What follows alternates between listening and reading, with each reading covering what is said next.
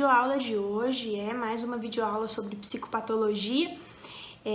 Nós vamos conversar sobre o transtorno de pânico, também conhecido como síndrome do pânico, né? Para que um diagnóstico seja feito de transtorno do pânico, a gente vai precisar de ataques de pânico acontecendo de forma recorrente e de forma inesperada, né? Esse seria o critério fundamental, né?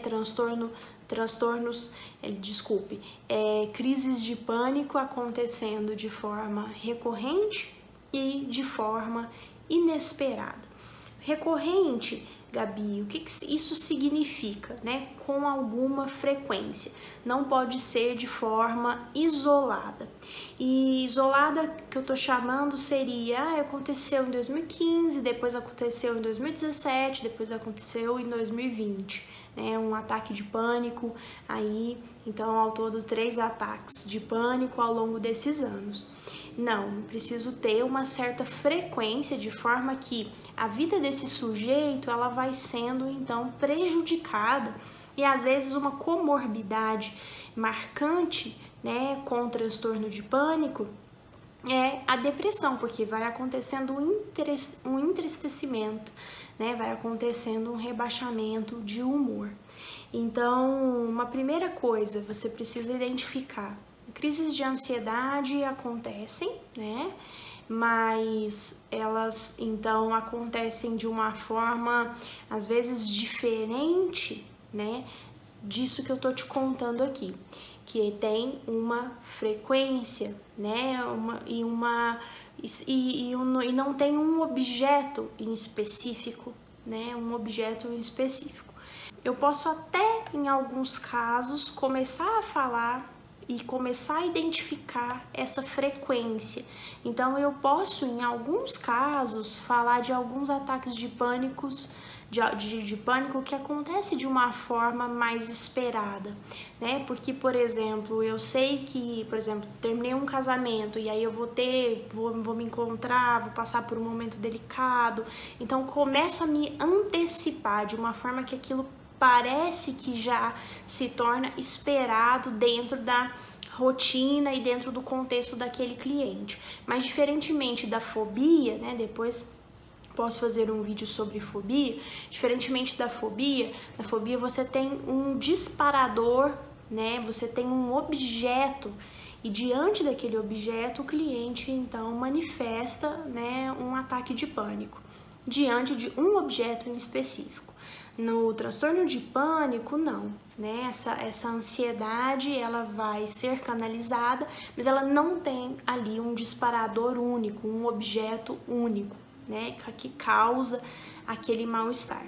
Então, um critério seria esse, né? De ataques de pânico recorrentes e inesperados, mas como eu disse, com essa observação, em geral são inesperados, mas em alguns momentos a gente vai identificar até contextos, né, que geram mal-estar nesse cliente, então tem mais chance daquele ataque de pânico acontecer. O que é um ataque de pânico?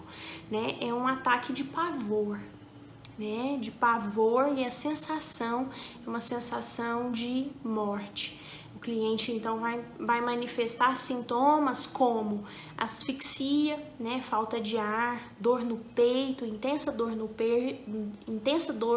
peito. Quem assiste pode ficar com a impressão de que aquele cliente está infartando, né? E o relato dele é um relato de que acha que vai morrer naquele momento, de uma forma muito parecida, né, com alguém que está tendo alguma questão cardiorrespiratória.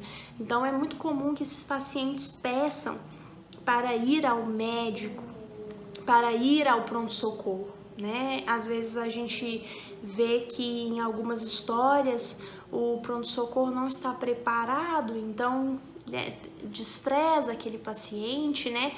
Ou depois de algumas vezes que ele vai ali, despreza aquele paciente. E numa aula recente, uma aluna fez essa pergunta: o que fazer quando eu tenho um cliente ou mesmo alguém assim, né, da minha família, próximo a mim, que tem um ataque de pânico?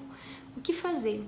importante a gente atender esse pedido de levar ao médico, né? Inclusive porque a gente vai precisar descartar causas que não sejam a ansiedade, né? A gente vai precisar fazer um diagnóstico aí, uma avaliação, se não tem realmente uma questão cardiorrespiratória, né? Uma questão química marcante ali, ou né, orgânica, na verdade, de fato marcante, né? A gente vai precisar fazer isso. Então, na fase inicial, não dá para esse cliente controlar, né? Não dá pra gente falar de controle, porque justamente a falta de controle, a sensação de falta de controle é o que vai caracterizando o transtorno de pânico, né? Esse cliente, então, tem calafrios, sudorese, é muito comum, né? É uma mudança de temperatura, ele tem ali uma agitação psicomotora, sensações de falta de ar ou sufocamento, eu já falei, né, tremores ou abalos, sintomas que vão fazendo para ele uma comunicação, né, de que ele está perdendo o controle, de que ele está enlouquecendo, medo de morrer, né, esses são sintomas muito comuns, náusea, desconforto abdominal, e isso então acontece de segundos a minutos, né? Uma descarga muito intensa de segundos a minutos e que você tem, então, esses ataques acontecendo com certa frequência na rotina desse cliente e causando prejuízos para ele, né? Causando limitações, causando uma alteração na rotina, uma alteração significativa na rotina, de forma que ele começa a se prejudicar, né? A se prejudicar. E a sensação mesmo de tristeza, de sofrimento começa a aparecer, o medo de passar mal é muito comum, é um sintoma muito marcante, né? O medo de passar mal, porque acontece uma vez, por exemplo, e aí esse cliente pode então ficar, né, se antecipando com medo de passar mal, deixa de sair às vezes porque acha que vai passar mal.